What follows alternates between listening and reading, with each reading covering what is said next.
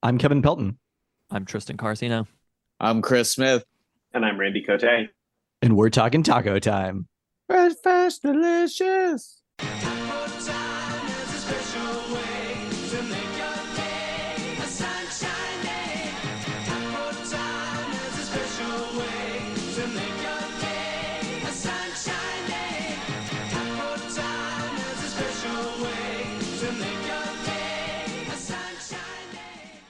We are back and could not be more excited for this one because we are about to make our guests, our fifth Talkin' Taco Time co-host, I should say, dream come true on this one. Because this is somebody whose radio show I went on back in the day, back on Cairo 7:10 a.m. when he was on that to be the relocation expert on the Sacramento Kings moving to Seattle. Spoiler alert, didn't happen. Oh, no. Oh, I was still waiting on that. But I'm really disappointed in our listeners because after the Seattle Met, Alicia Vermillion's article on the Great Taco Time Divide, on his podcast, the podcast he co-hosts, Too Beautiful to Live, Luke Burbank talked about how it was his goal, his mission to be a guest on the Talkin' Taco Time podcast. And it was not until months after the fact that I came across this and realized that we needed to make this dream come true as we are right now. But the big question is, will I be invited on the Taco Time podcast at some point? Because the other thing that they talk about in this article is that there's an entire podcast dedicated to Taco Time, just started by some fans, some guys who I think do like a sports podcast as well. And then they just decided to spin it off and talk about Taco Time. And as I was reading it, I thought I have one mission in life, and that is to get invited onto the Taco Time podcast. Is this really happening?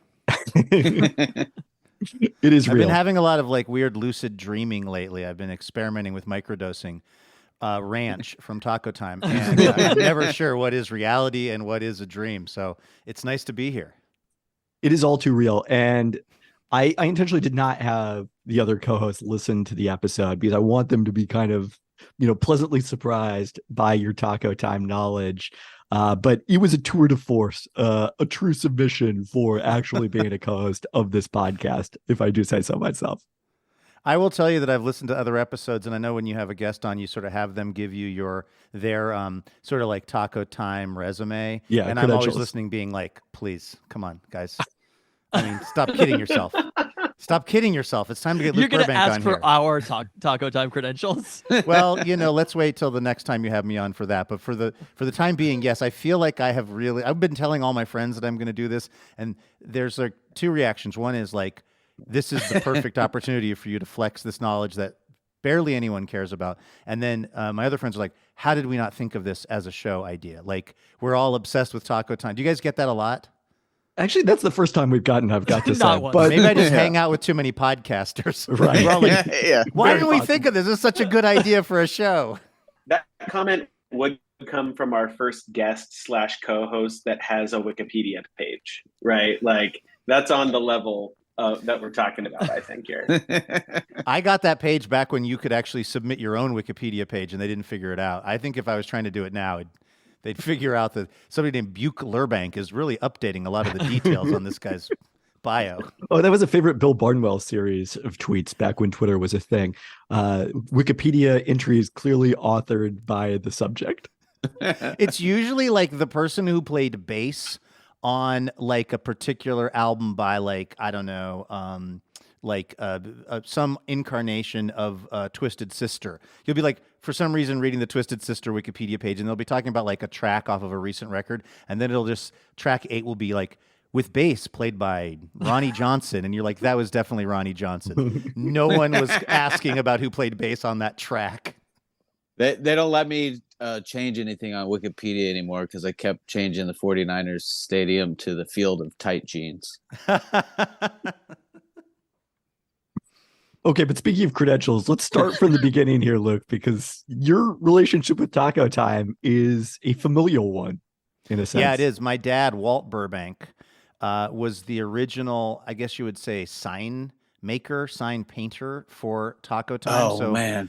Back in the early 80s, my dad had this little sign company called Signworks. It was down in the International District of Seattle. And some guy walked in and was like, I have these Mexican restaurants and I need to get some menu boards designed. Do you have any ideas? And my dad kind of like sketched out this little thing involving these like formica, like the thing that might like a countertop might be made of, these like formica ovals with like like little sticky letters on them that would say like casita burrito or whatever, and then a little circle that would be velcroed on next to the casita burrito thing that would be the price, so that they could change the prices, but they didn't have to change out. So the ingredients were like permanently part of this menu board, but then the prices could be changed out. And I guess they liked it, the idea. So my dad started, and it was just like my dad. He's just one guy, but he started doing all of the menu boards for all the taco times in Washington. And he would sometimes bring me along, and it would be like amazing because I would be in the taco time before it was open. It'd be like 8:30, and they'd be like sautéing up giant cauldrons of like beef and like mixing the ranch dressing and everything. And I thought it was super cool. So I kind of I sort of started to enjoy the food. But then when it really took off for me was they would give my dad these like, not coupon books, but like a little booklet that just each page was like a free something from Taco Time. Like you didn't have to buy anything. It was just like free, soft taco meal or whatever. And my dad had like a lot of these freebie books. And I think he probably had them in his closet or something. Like every dad had some part of his room that you were not supposed to go in for like various reasons. And it was the first place you went, like when your dad left the house, just like rifling through stuff. I think I found some of these like booklets. And so I had a car. I put him in my little Honda Civic. And I remember like leaving basketball practice from North Seattle Christian High School and going up to the Taco Time on Aurora, the one that's by where Aurora Plumbing maybe still is, like with the big plunger for a sign, like Aurora Plumbing. And I would like be sitting in my car just eating all this free Taco Time food, still in my like practice uniform.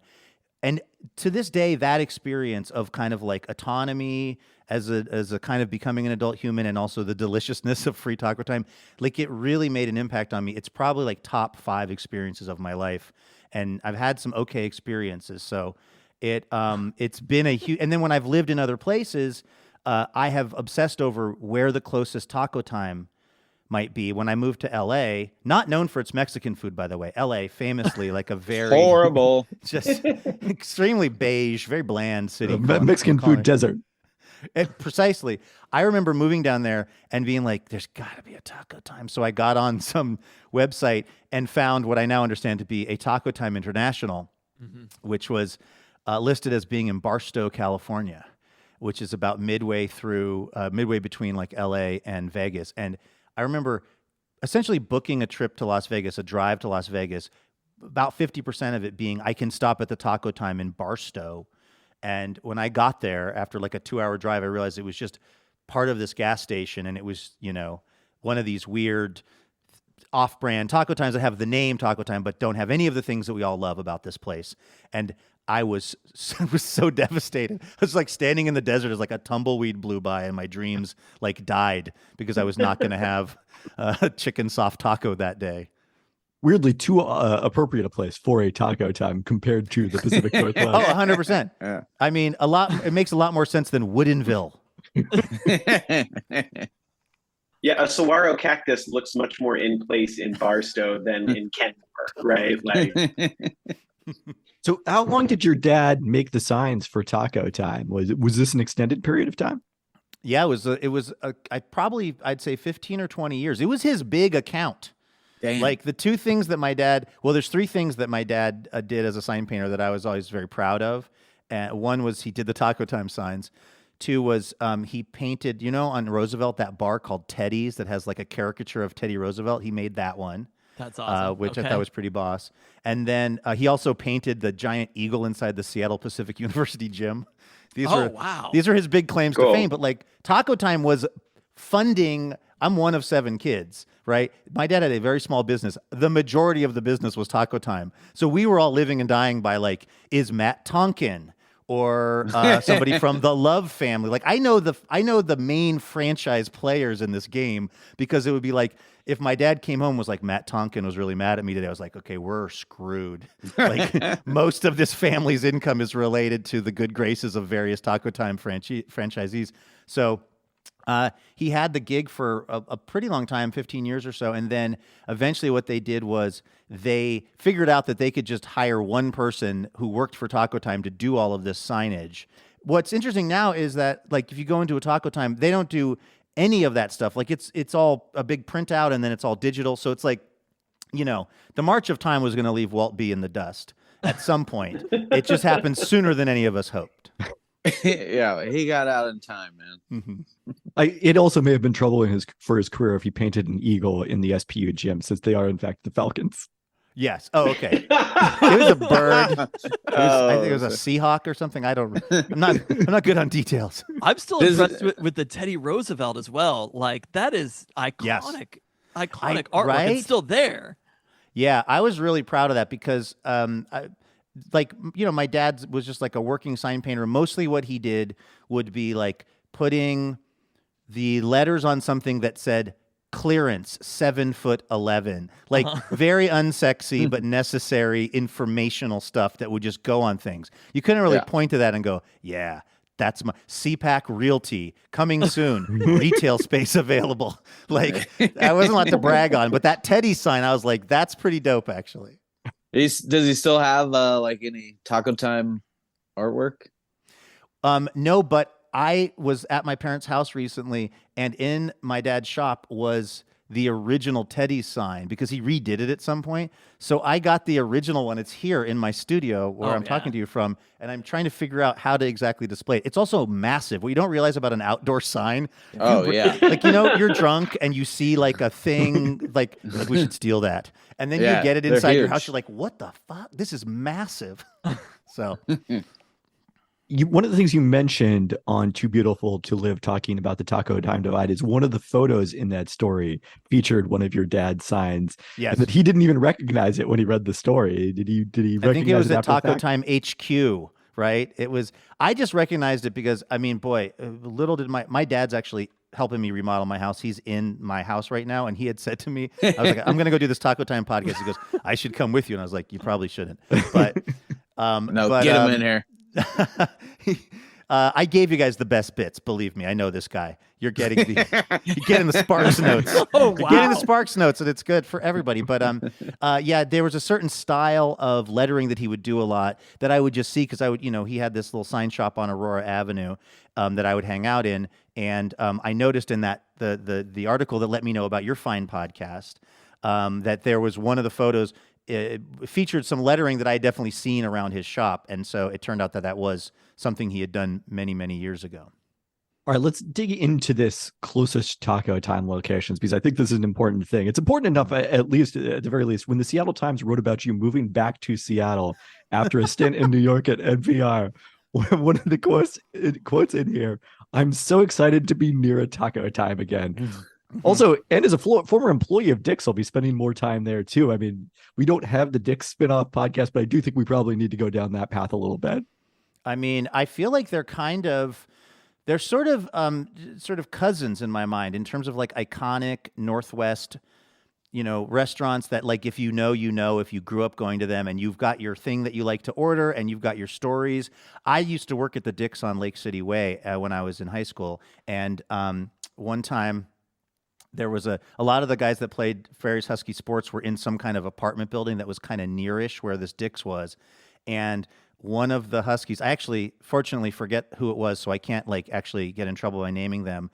But one of these Huskies, it was like 11:30 at night, 1:30 in the morning. It was right before closing. And he wanted some ketchup. And I was like, well, actually, ketchup is 5 cents.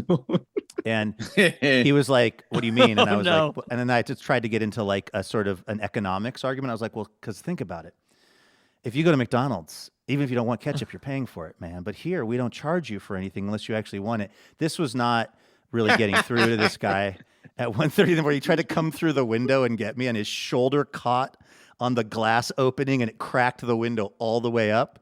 And they had to close the entire Dick's on Lake City Way the next day, which I believe was like a Saturday or Sunday, which would have been a lot of money lost because of some Husky basketball player lunging at me because I wanted to charge him for ketchup. So all that is to say, I feel like Dick's and Taco Time are both pretty mythical in the minds of those of us who grew up in the Northwest.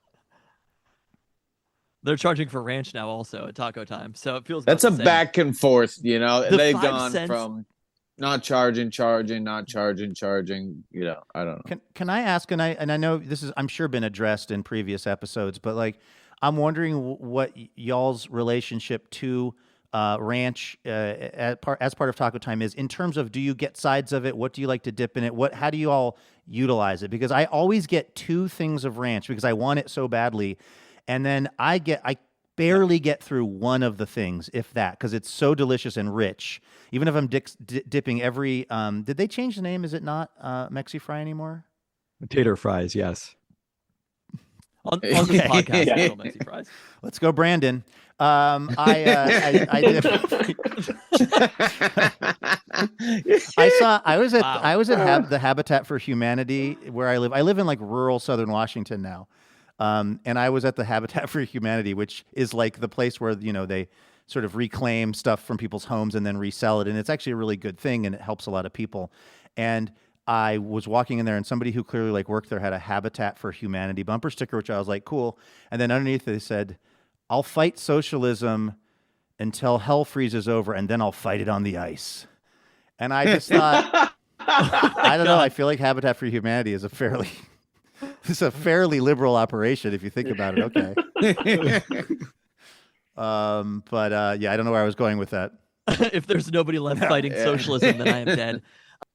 I admire your being willing to bite off more than you can chew with ranch as well. Getting 2 of them. For me, it's all about, we've talked about this a little bit, but it's about the hot sauce and ranch combo together. If you can mix those 2 things, you have the perfect condiment. Dude, I get extra everything every time because I'm gonna put it on something else too, you know, later. Nobody else had any notes on that either. We were all just like, yep, ranch and hot sauce. That's the move. That's the move. Yeah. Yep, nope, that's the play. Yeah, it goes in the ranch and then in the hot sauce and then in your mouth if you're not mixing them together. I have so many ranches in my refrigerator right now, by the way, which is, I have this crazy thing going on at my house where I bought this old 1930s house and then decided to basically gut renovate it, mostly myself, which I don't really know how to do this. The one thing that exists in the main floor of the house is just a refrigerator that's plugged into an extension cord. That's it. That's all the furniture. And if you open it, it's 60% Taco Time ranch dressing, unconsumed taco, because I always get it when I'm there. I want to tell you that I live driving distance from the southernmost Taco Time Northwest in America, nay, the world. There we go. And I'm not going to say it's why I moved here, but it did not hurt that I knew I was going to be close to a legit Taco Which Time. location is that, Randy? Randy's taking notes. That would be the Kelso Taco Time. It's got a really cool Mediterranean kind of Mamma Mia vibe about it.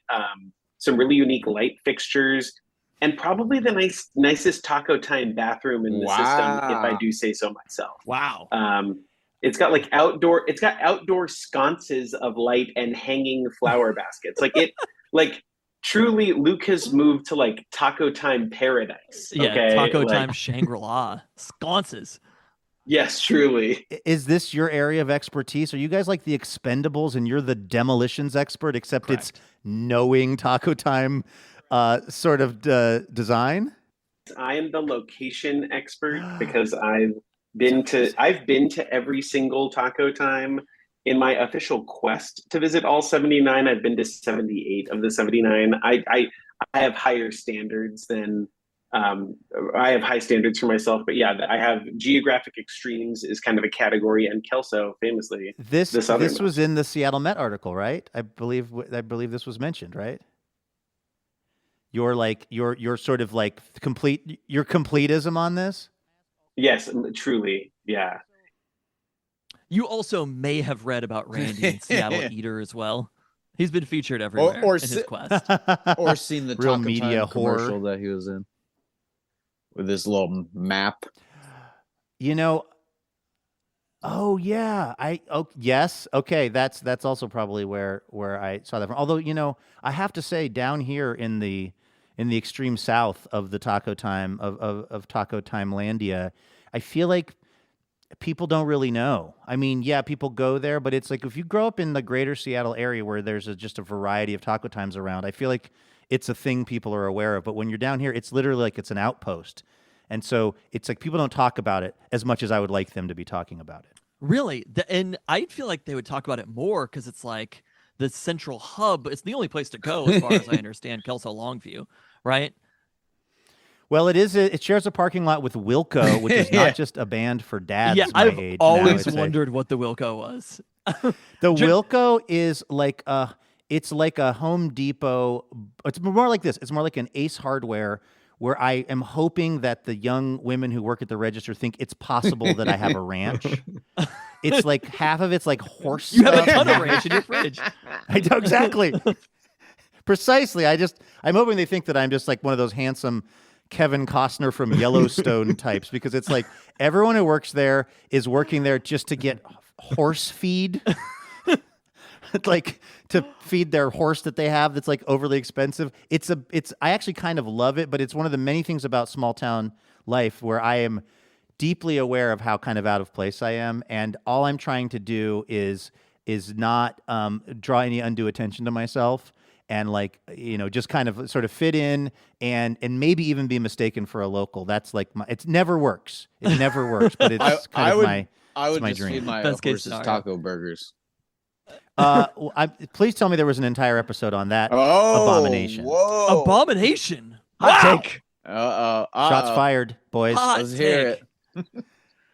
Well, I felt like here's the thing. I feel like it had some structural integrity issues, i.e., it eventually disintegrates into a taco salad of sorts with some bun. Maybe I just got unlucky. Maybe the meat was just too loose. But like it wasn't something that you could really, in my experience, eat like you might eat a burger. And the thing about Taco Time, and again, I love it so much, but if you take the basic ingredients of Taco Time, it's, you know, we're dealing with like 3 or 4 different substrates, and you kind of throw them together in a thing. They all kind of start to taste like versions of the same thing, and I feel like it disintegrated on me, and then I was eating essentially like a taco salad from Taco Time, which I'm not mad at. Wouldn't kick it out of bed for eating crackers, but it just wasn't like, I was pretty hyped about that burger. You all liked it, I guess. Oh, yeah. Some of us call that a feature, that you get 2 different aspects of it. You get the burger part, and then you get the leftovers. Eat it with a fork. And the It's hack we amazing. tried was That's a good adding point. beans to it, because the beans kind of glued the meat in place a little bit. Oh, Yeah, yes. Binding it worked agent. pretty good. That's smart. You know what? That's really smart. So beans plus the beef, or just Yep. Plus beans? the beef. You know what? You know what else I think probably was going on for me? And this is why I'll never fit in at the Wilco in Kelso, Washington. I'm basically a vegetarian. I eat meat maybe 2 or 3 times a year, and I was so excited about this taco burger that I like ordered one, and like generally I don't eat a lot of ground beef, and I was like, so this was like I was using up my like one foray into ground beef for the year. And so it was like there was a lot riding on that taco burger for me. So it was it was unrealistic expectations. Yeah, just the pinto bean one it was good too. I might fuck with that. Sorry, for do we swear? Do you have We an explicit rating on this podcast? So let's earn it. Oh, yeah. I'm 2 club soda and bitters in, boys. You don't know what I'm Taco going to Time say. After Dark. We already did that one. But I think to come back to your ranch and hot sauce question, Randy, something you mentioned, I don't know if you do this, Chris, but you don't mix them intentionally. It's about dipping one in one and then the other in the other, and them accidentally becoming one perfect sauce. Yeah. I fuck with that. I think back in the time when there was the pump of hot sauce at Taco Time, Mhm. I would definitely like dip a few ranch only items and then just go back and fill the rest with hot sauce, and try to get the little stir going on. But yeah, especially in the world that we live in now, it's all about the. I mean, the I double might dunk. do that at home with like some leftover shit that I'm eating with something else. I'll like mix it together, eat some fucking frozen taquitos or something. But yeah, usually when we're eating the food, it's like dip one, dip the other. And then I have to remember to not put ranch on my soft taco because it already has some in there. Oh, I'll double it up. Really? Oh, yeah. Absolutely. Mhm. I want Yeah. all the ranch possible. Have you perfected how to eat Particularly, it would be like a soft beef burrito if you mess with that. Back in my more carnivorous days, I would eat I used to live in Mount Baker, that neighborhood of Seattle, which is kind of like a little bit south of I-90, and I worked up in Eastlake at that radio station, Cairo. And I would get done with my radio job, and I would race home because I had to do the podcast that I do. And I would stop at the Taco Time on Rainier, and I would get a soft beef burrito, and I'd be eating it as I was driving home. And you have to create basically a vacuum when you're eating it. As you take a bite, you have to gently inhale to keep all of the contents from leaking out the back of the burrito. And it's a whole move, but if you've perfected it, it's like you can just eat an unlimited amount of soft burritos, and with no mess and no fuss, just creating a little bit of reverse pressure as you horf that thing down, speeding down Rainier. No, just like I never eat Taco Time like while driving because I need to do too many things. Like I need to lay it out. I need to get the ranch, the hot sauce out. We got the fries. We're taking a bite of this. We're taking a bite of that. I would just sit in my car after if I could only go through the drive-thru or something like that. But the only item that I eat truly on the go and it's seasonal is the coconut shrimp soft taco. Like that has everything in it. There's no editing, right? You're not adding hot sauce. You're not adding ranch. It's just like been perfectly designed to be consumed. And it's the contents. There's no like beans or things that you need reverse pressure. I like how Luke kept on trying to avoid the word suck of like gently inhale. But it's like, right, it's loose items. It's all got some structural integrity, and it's easy to eat on the go. But besides that, I'm kind of on Chris's plan. Maybe Chris a Chris burrito, you just do a you'd dip, munch on the way. Chomp right down. Yeah, but where am I dipping it? Where are these hot sauces? You just on the hold dash? the hot sauce. Come on! I gotta have a hand on the wheel, man. I will admit that many of these journeys, even now when I go to the Taco Time that's near me, listen, y'all, my plan is to get home and eat it. That's my plan. I cannot hold to that plan because I'm starving and I'm on Interstate 5 and I'm just like, I've now taken to sometimes ordering 2 entire meals. So like I eat one in the car and then I park in my driveway and then I hate myself for probably 1.5 hours. And I think, what's wrong with you, bro? You just ordered 2 entire Mexi meals. And then about an hour and a half later, I'm like, I could really go for that second one. There's nothing wrong with that. I order at least 2 meals worth of food every time I go there. And either, it might be. Okay. You are this I feel so safest seen space with you to guys. admit this. Yeah, you are in such a safe space. I mean, Chris is the king of air frying the second meal at home to get the crispiness back. Smart. And like reviving. I put the Mexi fries in there as soon as I get home because those don't, last very long, and it might be it's like 5 minutes to my house from Taco Time, but boom, throw those in the air fryer right away. Then you start getting down to business on the other thing. Those pop up. You're like halfway through the meal, fresh, hot. Yeah. Chris's expendable skill is having worked at Taco Time 2 different times, like a decade apart. It's still unclear what our expendable skills are. Have you talked? My buddy Roden just texted me the other day. By the way, he didn't realize I was going to be coming on a podcast about Taco Time, but this just tells you, like, my friend group. He texted a bunch of us this photo from, I think, the Edmonds Taco Time where they're selling the like to go crisp burrito or the like, cook at home. This has probably been 2 entire episodes of your show, but what do we all make of that? Yeah, the take and bake shit. They were good. Yeah, we did a taste test. I think nice. we had varying opinions. But I thought it was like a 8 out of 10. I would do it again. I have frozen my own at home because coworkers accidentally bought too much Taco Time for my birthday, and I went home with 18 crisp burritos that I needed to do something with. So I cut them into quarters and froze them, and they became little snacks later on. But not very different experience as the take and bake. Well, I also love the people accounting for your birthday, Randy. They're like jotting it down. They're like, Randy's going to need probably 20 crisp burritos on his own. Yeah. Well, they did a whole spread for the whole office, and I think I may have mentioned this, but if not, they did a pretty good job. It was just like rows of chicken soft tacos, tons of crisp burritos of all kinds, crisp tacos, ton of Mexi fries, and then they had every single sauce and salsa that Taco Time makes, and not a single thing of hot sauce. They had they had corn salsa, jalapenos, ranch, sour cream, Thousand Island dressing, cilantro lime dressing, no hot sauce. I know. And this was anyway. These people keep learning their lessons. Call They've your been called out coworkers on this very podcast often. multiple times.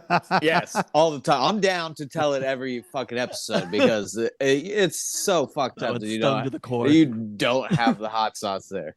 Oh, which I don't know if we mentioned before. Tristan had the bottle of hot sauce that you could buy Yeah, and I get. still have that actually.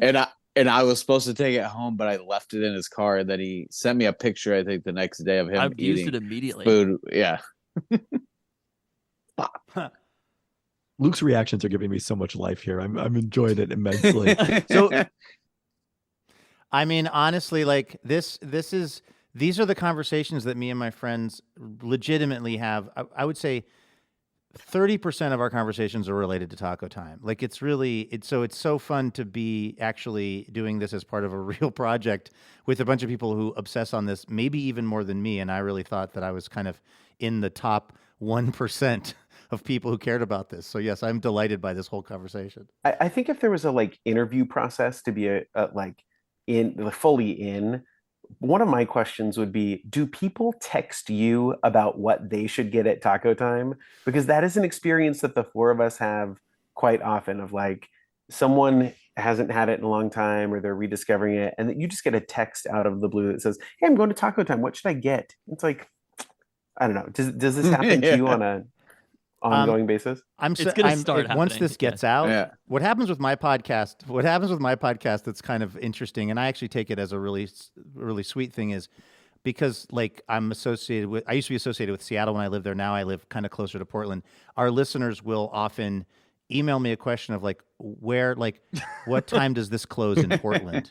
Or like, and I'm always like, I definitely think that's Googleable, but again, it's sweet because I think it means that people who listens to the shows that I do are kind of feel like, hey, this is my buddy, and I could ask them a question that I would just ask anybody who lives near there. And so now I think it will probably start to become Taco Time orders. But this is the thing, and this is where I'm really studying at the feet of you all recognized masters of the form, because I'm very ritualistic about what I order at Taco Time. Randy, when I heard you talking about the Calypso shrimp, I mean, honestly, what sorcery is that?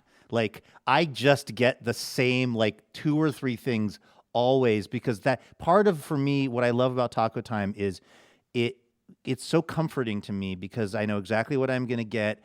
And it's like I'm going for a nostalgia play with it, but not in a like ironic way, like, hey, this is so bad, it's good. It's legitimately so good. But like, I'm so locked into my little small world of that Taco Time menu. Probably things that were in those original coupon books I stole from my dad's closet. That's what I've stayed with. I'm kind of embarrassed, but I've really not branched out with that menu. I think I'm the outlier here. I think this Alicia Vermillion might have asked us about this. I'm much more of the, like, I get something different basically almost every time. I really sort of hit the different corners of the menu. I think, correct me if I'm wrong, guys, most everyone else has their sort of go-tos. And I think everyone enjoys the seasonal or the special things, but like, yeah, I really play the field. I used to be super routine. Like I would get chicken soft taco, crispy burrito, like forever. And even when I was working there back in the day, like I ate a chicken soft taco like every day. But now, I'll get crisp beef burrito, or next time it'll be chicken or whatever. But I'll get a lot more like Baja tacos and crisp tacos now too. So, get some chowder. So I'm definitely spread it out there. I'd say I've mixed it up way more since we started doing this podcast. Like I had my usual, like my go-to before that, but now that we talk about all these different things, I want to, experiment a little bit more and see what everyone else is talking about. Have you all noticed a trend, or is this just happening? I keep talking about this Kelso Taco Time, but there's also a Longview, Washington Taco Randy Time. seemed very disappointed. Randy by it. knows What's it up well. with Longview, Randy? Oh no, it's it's good. It's down the same exit off of I-5. They're 5 minutes That's away from each crazy. other. Yeah. Yeah.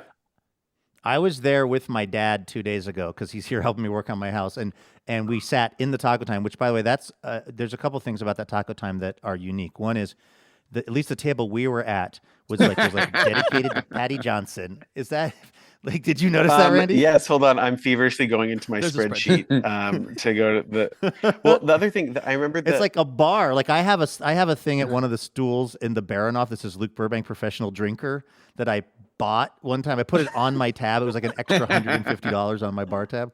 They have that at the Longview. Like this guy ate so many tacos, he's got a booth dedicated to him. When we went, we sat at that same table, and yeah, the plaque says our Papa Larry 1929 to 2018, his favorite coffee spot, and then a little coffee cup emoji.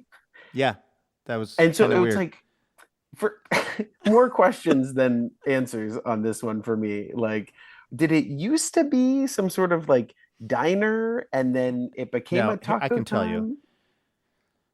Here's what happens, and you all know this. There is a point that a man hits. There's an age that a man hits where all he wants to do is, he's retired, by the way, at this point. He just wants to get up at 5 a.m. and drink black coffee in a place where the thing they do the least well is black coffee, and talk to like two other dudes his age.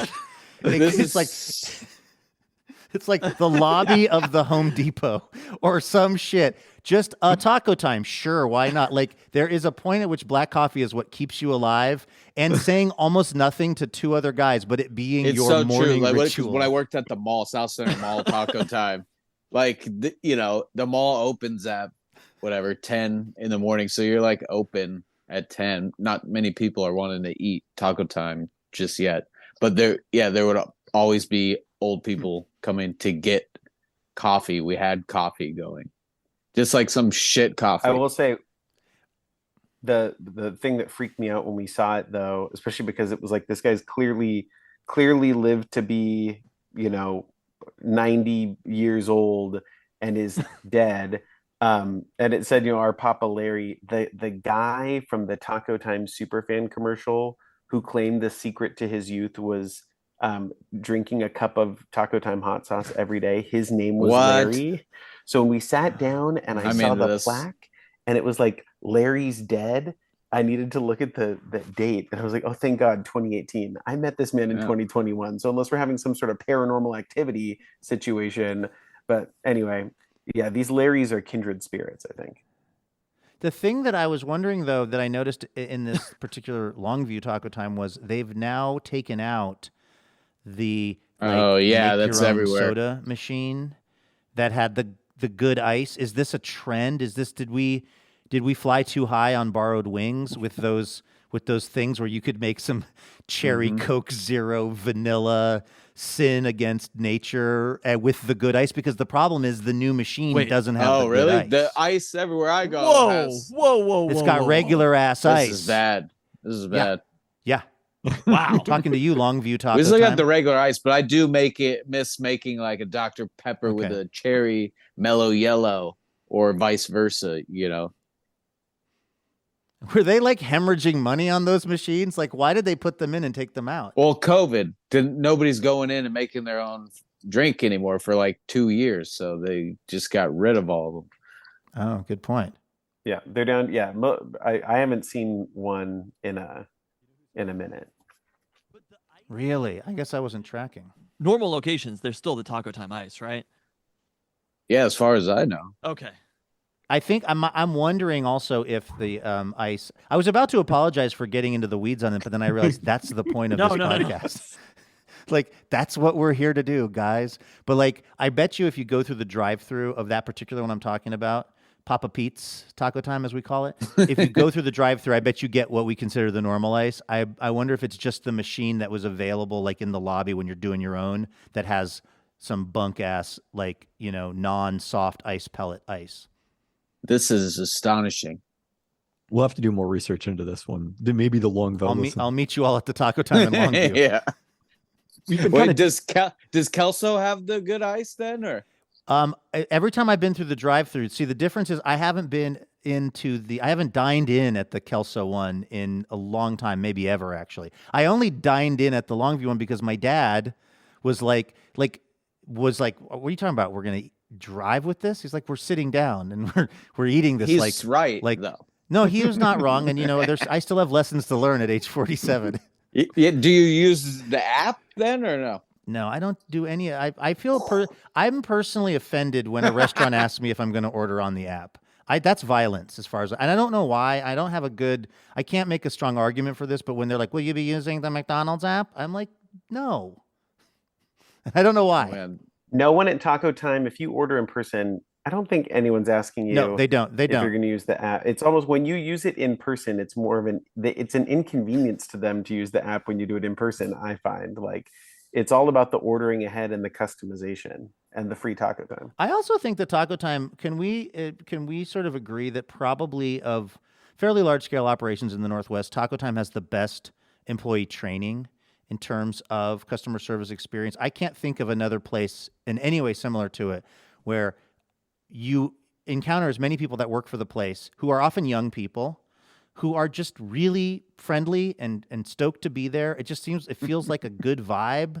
And some of the folks that are maybe more middle-aged or even older are also stoked to be there. I just feel like the vibes are immaculate at Taco Time and that's the kind of thing that you can tell is not just they got lucky and hired nice people. It's like that's some kind of like Taco Time Northwest corporate tradition being passed down of like, hey, we're going to have this is going to be a nice place to work and also you're going to be nice to the customers. I feel like Dick's is in the ballpark. Oh, for sure. But there was a lot more franchises with Taco Time back in the day too. And then now I know for sure they have a much more when I worked there before back in the day, I became an assistant manager, but there was nothing like official I had to do. It's just like he gets to count some money now and, it could be here by himself or whatever. But then, later when they wanted me to do it again, they had like a whole binder of shit and you got to go through, all this, more corporate shit. So that I think that definitely helps because I worked with a ton of people that you would never say anything like that about them for sure. Really? How interesting. Yeah. Maybe I like page 3 of the book was like, if you see this Walt Burbank guy, don't let him. He doesn't do the signs anymore. Keeps coming trying to change the prices on the casita burrito, and he's been 86th from the property. All right, we've been dancing around this. Luke, what is your go-to Taco Time order? Well, I wish this was sexier, but I will go a number 3 soft taco. I get a bean soft taco because of generally swerving on the meat stuff, but I get light on the pinto beans because if you don't do that, I find the amount of pinto bean to be a little more than I need. And I will sometimes, if I'm feeling flirty, I might go extra ranch on that. And I go into every transaction thinking I'm not going to grande size this. I'm not going to whatever they call it now. I'm not going to get the largest large they do, and then I always do. So I just have like a bucket of Mexi fries, a gigantic soda, and I'm just like one-handing. I'm just deep throating number 3 soft tacos. I'm cruising down the highway. So do you get any other extra items like a crisp burrito? Yes, I'll get a crisp bean burrito. I was gonna say there has to be a crisp burrito in there too, right? Yeah, okay. Always. Thank you. You kidding me? Like, yeah, no, I'm not insane. Definitely a crisp bean burrito. I messed with that corn chowder the other day, which was tasty. I'm trying to think. Sometimes I'll do. I should know the name exactly, but I do like those platters. That'll have the have like a little one of everything. Sometimes I will order that as the extra to the thing I'm already ordering. You know what I mean? Like I have, without meaning to, and this is inflation is what it is. This is no slam on Taco Time Northwest, but I have gotten to the register and realized I spent like $40. Yeah, every time. Like for lunch/dinner/tomorrow. Like I didn't set out to spend $40 at this Taco Time. It was the Mexi platter back in the day. It has also changed names like the Mexi fries and is now the Fiesta platter. Thanks, Obama. Yeah, exactly. Should we get into the corn chowder here? Who else? I was going to say more on that. Yeah, I got it with chicken. I had it accidentally on the first day on the way back from a doctor's appointment where all I wanted was soup from somewhere. and I saw that it was day one. I was like, it's written in the stars. It's happening. It was even on day one, they nailed it. With right out the chicken gate. or not, Randy? I'm a no chicken on that one because I'm gonna get other stuff. It was a little. Mine was good. It was a little sweet, maybe. It's probably in the name. It's probably called like. There's probably sweet right on there, and I saw it and didn't realize it. But like, I mean, it was good. It was good. But like, yeah. Again, I wish that part of it is because of my like dietary bullshit. This is what happened, y'all. This was about 3 months ago. I was already, for a long time, I've been pretty light on my meat eating. But I was driving down the freeway, not far from here. There's a Foster Farms like processing thing kind of near me. Not to brag, that tells you I live in a good neighborhood. And and I was driving on the road, and one of those trucks was going past me that has like 8,000. It's just, it's one of those chicken trucks because there's like feathers are coming out of it from the cages. And I looked over, and I swear to God, a chicken looked into my soul, like stared, just mean mugged me for like, I don't know, maybe 13 seconds on I-5. And I was just like, oh, you got me, bro. Like, you're going to end up a McNugget, but you made an impression on me. So I've been really grappling with that stuff lately. So that means there's a fairly small part of the Taco Time menu that I really go for most of the time. Well, they should be getting some fresh chicken down there. These Taco Times. I mean, honestly, this thing, thank you for your service. Some gave all and all gave some, Mr. Chicken. If you're going to die, I hope you died being part of a Taco Time crisp chicken burrito. The best item on the menus. Yeah. Good. My favorite thing about this is when you were like, I'm going to break it down here, y'all, right? I thought you were going to be like, I had a health scare. I've really changed my perspective or whatever. No, the story was that a chicken peered into your soul. Yes. But listen, if you saw the way this chicken looked at me, like, you would understand what I'm talking about. Someday you'll have an animal stare into your soul, and you'll know what I'm talking about. I don't know what your journey will be, but it's going to happen to all of us. When your child's at eyes some point. first open, a chicken peers into your soul. I saw that too, and it's overrated. I'm telling you, this chicken made an impression on me. Well, another product that Taco Time is testing out that chickens will endorse because it does not involve them whatsoever is churros. They teased this on Instagram not too long ago, and social media, that not every location has them, but check the app to see if your nearest location has them. They're doing them through their churro partner, Alberto's Churros, which is apparently in Edmonds. I had not heard of that previously. And I was lucky enough earlier this evening, my significant other brought me some churros. I actually have extras, Randy, if you want to come try a churro at some point. But a delicious addition to the Taco Time dessert menu, which has been strictly Crustos for a long period of time. Well, I'm hoping. What a name! They had some churros there when I was there last time. They were just like some frozen fucking shit churros. So I'm wondering. Are these churros in caramel sauce? Is that right? Yes. The caramel sauce comes with it. Yeah. So this is like an elevated Taco Time churro, then. I would say so. Yeah. Hopefully not frozen. I had to put these sunglasses on to make sure I never look into an animal's eyes again, because I won't be able to live without a crisp chicken burrito. It's like Bird Box. Yes. And I'm Sandy B. But can we also? I have to say, like, I'd forgotten the word crustos. How? What because I grew up in the era where like being crusty was bad. Like that was like at Daniel Bagley Elementary School, if you called someone crusty, it was like a roast. Nobody's as old as me on this show, but like we would do a thing where we would stroke our chin. Like that was like we would say, "Ooh, that was a cap," or "That was a burn," and then you would stroke your chin like a wise old man. Side note: we were in 3rd grade, but like. Just the term crust was never good in my youth, and I always thought it was hilarious that that's what they were calling the one dessert they offered was Crustos. It dates back to an even older era, certainly. What is your review of the churros, though? I tried to get them today, and they didn't have them at the Fairwood Taco Time. I was devastated, crestfallen. They were quite good. Were they warm still? Mine had been purchased many hours earlier, so I had to reheat it in the microwave to get it warm. When you get them fresh. I don't own an air fryer. Chris is a purist. I didn't follow up on the frozen crisp burritos, so I did the extreme lazy man thing of there was a day where I was going to eat something for lunch and it turned out it was expired. And I was like, what do I have around here? And I have frozen crisp burritos still from our taste test in my freezer. And I did not have the patience to cook them in the oven. I was like, I'm going to see how they come out in the microwave. And I would say the beef burrito held up just fine in the microwave. The pinto bean, not so much. It definitely should not be microwaved in my expert recommendation.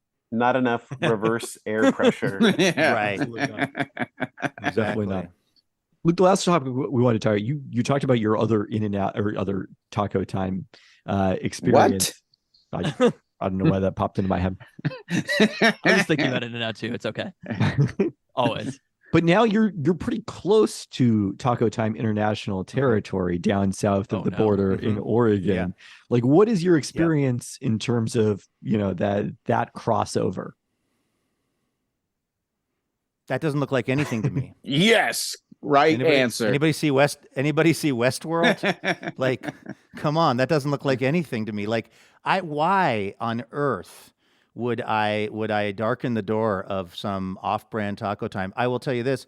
I don't want to overstate it, but let's just say there was a moment of tension in my relationship with my girlfriend, who, not just because she went to the University of Oregon and I went to the University of Washington, and let's just say it's been complicated in a couple of weeks, but she's not a person who eats a lot of fast food, and certainly isn't the kind of person who forms these deep, lifelong bonds with a restaurant like Taco Time. And she was like, yeah, when I lived in Eugene, my roommate worked at a Taco Time.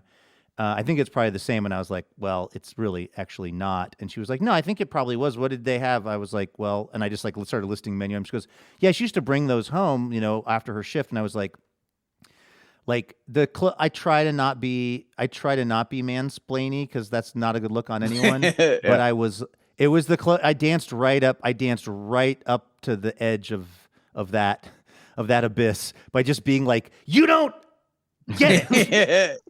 Should have just pointed to the podcast to see that. I would have mansplained the fuck out of it.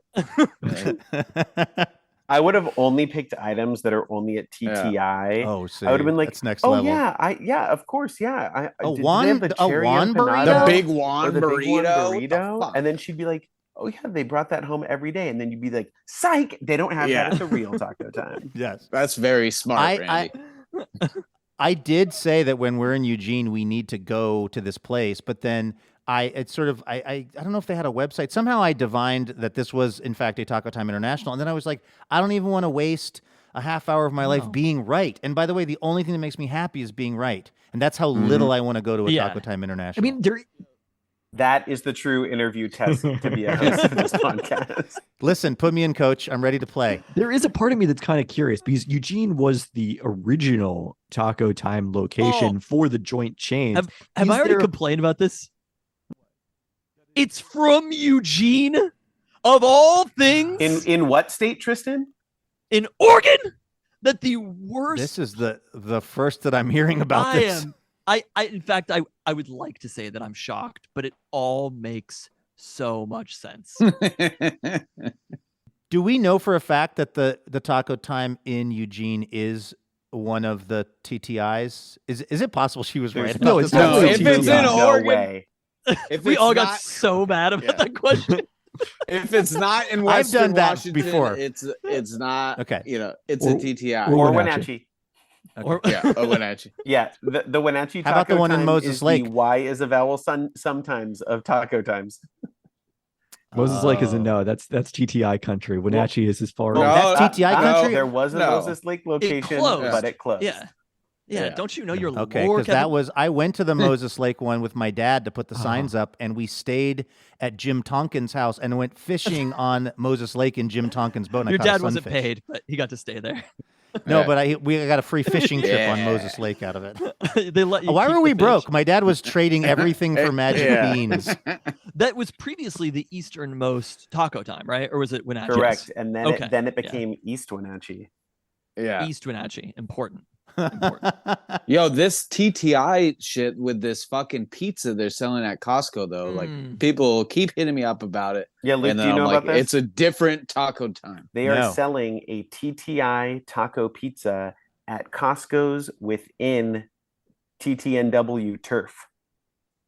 And so the good people are going out to Costco, loving Costco, right? Thinking that, the fine people at Costco know exactly what they're buying and know what they're doing, which generally I'd like to say that.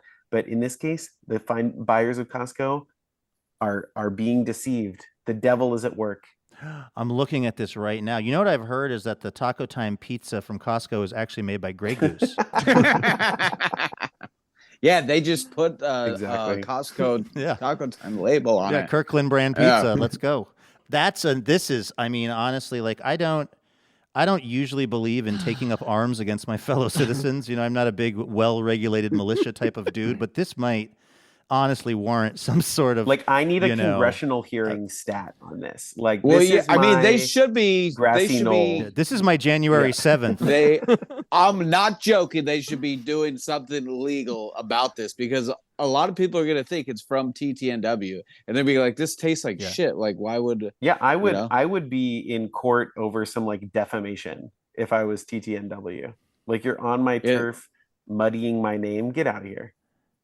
Absolutely. This is neither good nor fresh. We are not talking about the very best here, my friends. Not at all. It was sitting in my freezer when I had the crisp burritos in the microwave, and that was not a consideration to do the other one. But you bought it because you're Well, curious. we did a taste test. I see. I thought you just wanted to get a little strange. Science, okay? Yeah. Oh, okay. Yeah, we did not enjoy any of it. Never. I would never eat it again. Ever. It wasn't that bad, but it was not No. Taco Time. I mean, it tastes like Totino's to me, and I fucking love Totino's, Right. like dollar pizzas. So I would eat a million of them, just being high at home, But it just they shouldn't be allowed to be sold in the areas where they have TTNW. It seems they kind need of a fucked up. disclaimer. If we could do it on packs of cigarettes, we can do it on TTI pizza. Yeah. Well, did you notice on the Surgeon General's warning? Yes, Say Taco Time absolutely. Northwest. on the Taco Time's Instagram recently, they showed a bottle of the hot sauce, and they kind of made some notes about the branding on it. So people must be asking them too, like, is this pizza like from you guys?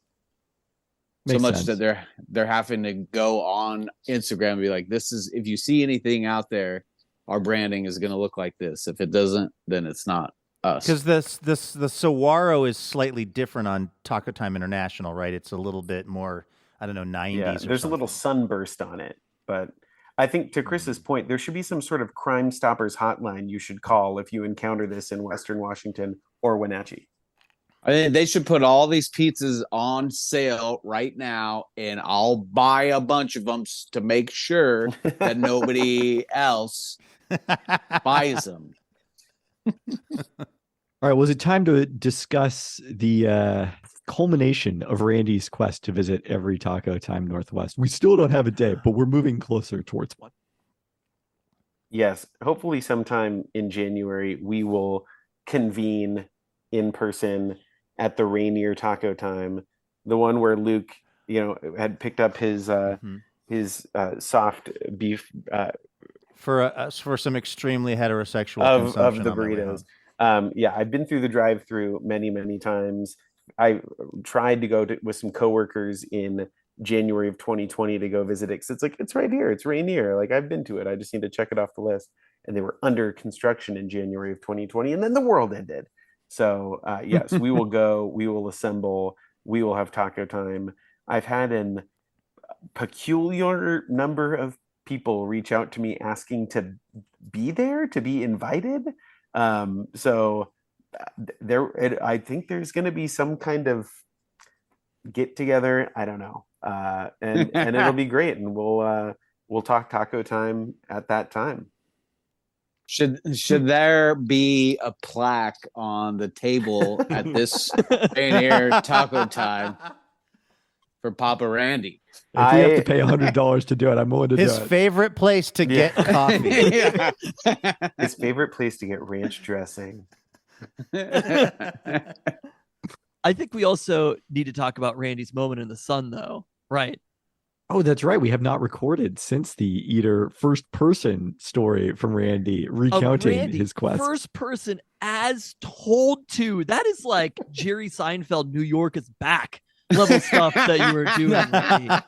It was so Harry, shouts to Harry with Eater Seattle, reached out to me. It was like the week after I was home on paternity leave, and I was like, listen, I can't just dump off the newborn with my husband and say, you take care of him, I'm going to go talk to some writer about Taco Time for a few hours. So the right when I went back to work, we got together, we met up for coffee, he pulled out his little recorder, we talked Taco Time.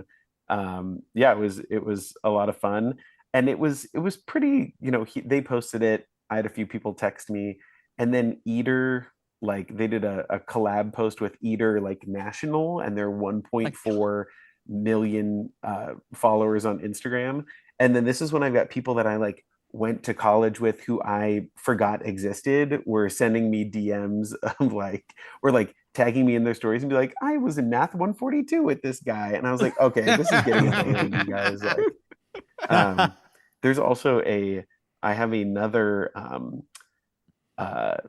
thing. I've been contacted by another outlet, and I'm getting together with them on Monday to record, and apparently they record in a van. If I don't show up, do they have candy in that van? So. They said it's at least a crisp burrito. They said it's a white van. We're gonna meet at the it's called the We Lost a Kitten podcast. Yeah. We need some help. So yeah, we're gonna there will be another appearance talking about the quest on another fine local podcast that operates out of a white van. So more to come on that soon as well. Will you bring somebody with you, Randy, to be safe? I know I should bring a friend. They seem KUOW seems legit, but I'll bring a friend. I thought it was like a test. They were like, yeah, and it's a white van with a UW logo on it, and I was like, oh, that's fine. If it was an Oregon logo, no, but like I can get down with that. With a big wand burrito. You know that the vehicle that the KUOW used to have, it was called the Unit back when I worked there in college, and it was like an Omni. Do you guys remember what that car that was an Omni was? Like Dodge. It was like Dodge made Omni, it or something. yep. It was a very kind of like, I don't know, weird, like almost like a hexagon of a car. Mm-hmm. And they had one that said like official state of Washington, like the seal was on both doors, and you were only supposed to use it if you were like going to cover a story. But my car, I had a Hyundai Excel that died on me, and I had no wheels, and I had to go to Lakewood to try to like buy this other cheap car, and the only way I could get there to sign the paperwork was to misappropriate the KUOW unit and drive it down to this. The used car lot in Lakewood was wild. It was a trailer. This is all true. It was like something out of Pulp Fiction. It was a trailer, and I'm just parking the KUOW rig there going in, can I please buy this Honda? So I see they've upgraded to a minivan now. That's pretty nice. Yeah, they've really come up in the world. First off, I hope the statute of limitations has passed for that crime against the state of Washington. Second, the Dodge Omni. I didn't even think about that, Kevin, that it's statewide. I thought I was just in trouble with the station, but no, you're right. This actually goes all the way to Jay Inslee. Oh, shit. Straight to the top. The Dodge Omni was created before rounded angles had been invented. Yes. Really we're still working on that. Sharp ones. Yeah. So, well, we got to a lot on this one. Dodge Omni. We have to call out the Rainier Tallboy for scale. Randy, including that in your first person story, having the Rainier Tallboy for scale being immortalized in Seattle Eater, apparently on the National Eater account. This is a huge moment. It works because it works. Okay, I couldn't leave it out. That's what they say in AA. It works if you work it. That's what you say at the end of the meeting. So that feels like a fitting wrap up to this whole situation. We got to a lot here. Working at Dick's, the Dodge Omni, so much. And Luke, I hope this was everything that you dreamed it was going to be. And more. Much like my side of ranch ordering, I've actually had too much of the Talkin' Taco Time podcast, and I will be putting you in my refrigerator to savor over the next few months. So thanks for having Okay, me. wait. Quick question for you guys. With the ranch, is that you could have the option of getting the Wrapped it up so perfectly, and you're like, but Wait, wait, we have to but talk about a this little ranch. more taco time. well, always getting extra, but I always get the small cups and never the large cup of ranch. Does anyone get the large option for the I cup get of the small ranch? one. I don't know why. Not in this economy. On that note, thanks so much, Small Luke, ranch. and thank you for listening. Thanks. Uh, That was talking taco time. It was great.